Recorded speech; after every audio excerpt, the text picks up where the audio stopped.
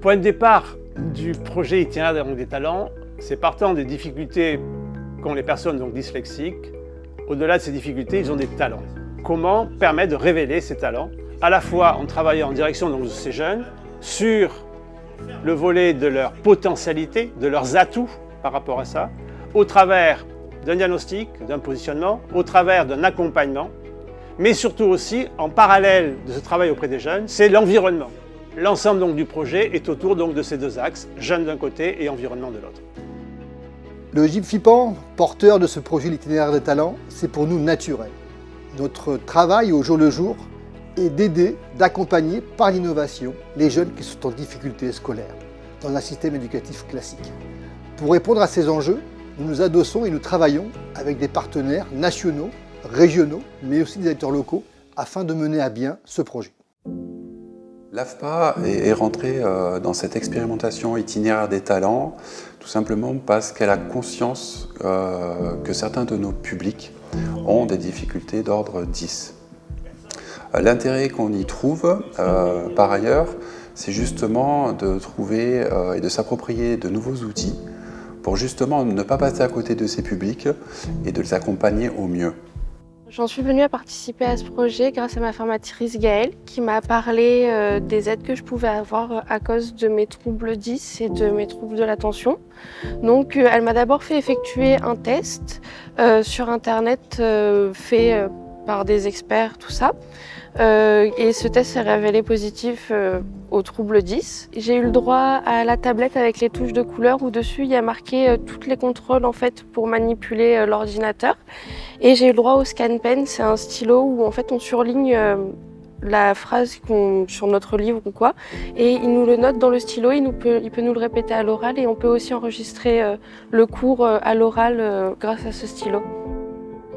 Notre rôle, il a été au départ, il y avait plusieurs rôles qui étaient prévus. C'était d'abord d'accompagner les jeunes pour pouvoir faire ce qu'il avait appelé un module de choc, qui était faire prendre confiance aux jeunes dyslexiques. Puis bon, le projet a évolué et finalement on en est venu à former les formateurs de ces jeunes dyslexiques pour leur faire prendre conscience de qu'est-ce que c'est que la dyslexie et quelles sont les conséquences en termes de pédagogie, d'attitude, de comportement.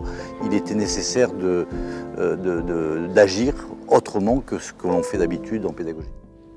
Les points à relever, surtout moi, dans cette formation, ce que j'ai trouvé vraiment intéressant, c'est ces mises en situation où on peut comprendre notamment la difficulté des dyslexiques notamment, puisque on en parle au quotidien, on sait ce que c'est. Aujourd'hui, je savais ce que c'était les troubles 10, mais de faire cette formation, c'est vraiment de prendre conscience vraiment des réelles difficultés que peuvent engendrer un apprentissage pour les dyslexiques.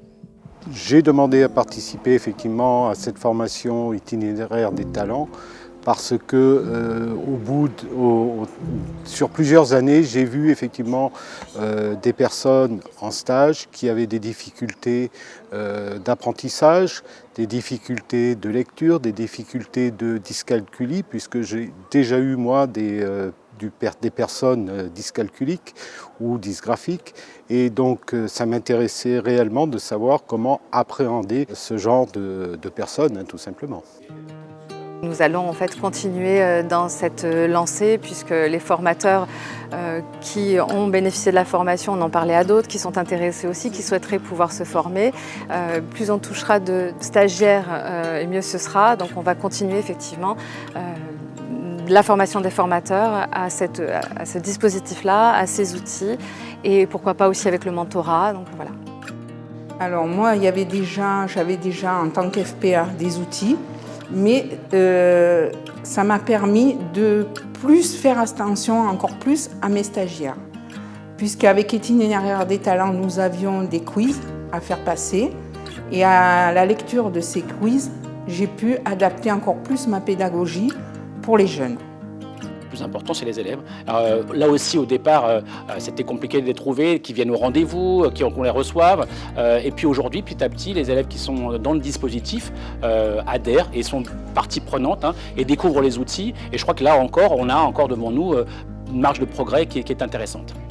Il serait intéressant en fait que tous les formateurs soient formés justement à l'accompagnement du public 10 pour justement être beaucoup plus performants, avoir un enseignement de qualité et surtout des résultats et une certaine efficacité parce qu'après c'est tout le monde qui en bénéficie, le formateur, les stagiaires 10 ou pas, les coordinateurs, tout le monde en fait bénéficie de tout ça et ça va rester pour la vie en fait.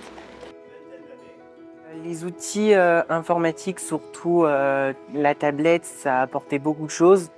Au niveau des pastilles colorées, ça m'a permis de moins chercher les lettres, donc de pouvoir prendre des notes plus rapides et plus complètes. Ça, dès la première utilisation, j'ai pu voir une nette amélioration. Au départ, je ne voyais vraiment pas l'utilité. Une tablette avec des touches colorées, j'étais sceptique, j'avoue que je ne croyais pas du tout. Et j'arrive toujours pas à expliquer comment, mais ça fonctionne, c'est fou, c'est incroyable. Je m'en sers quasi pour tous les cours. J'écris à la formation tous les cours AMB, agent de maintenance des bâtiments, je transcris tout sur la tablette. Alors le cadre dans lequel nous nous inscrivons, c'est un accompagnement adapté à chaque jeune. Deux jeunes ne se ressemblent pas, même s'ils ont un dysfonctionnement cognitif 10 similaire.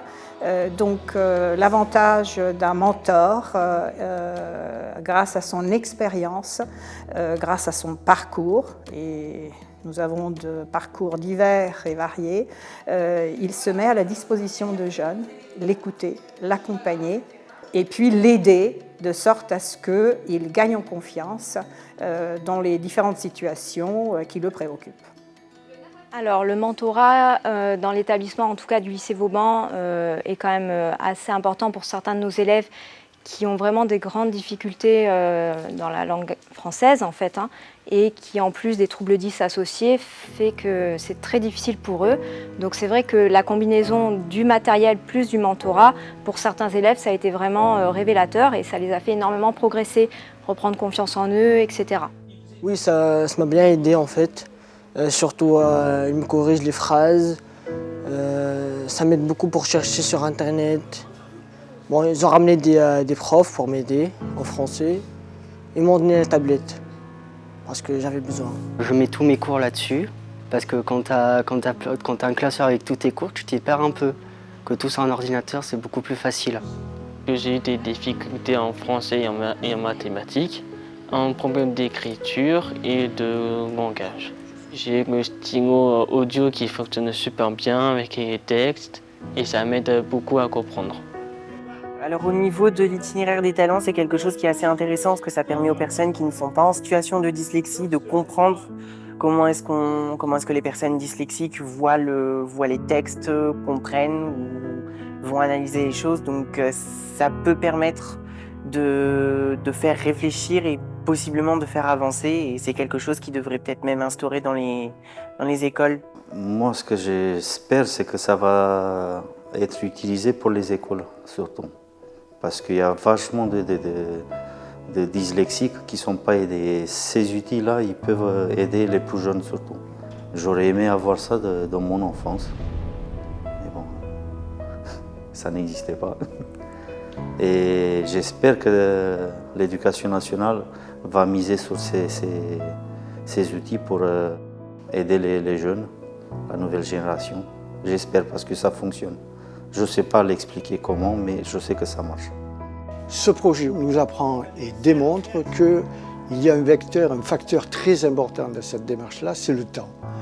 Et ce projet qui est défini administrativement sur 16 mois est une démarche qui s'initie, qui démarre, qui commence. Pourquoi?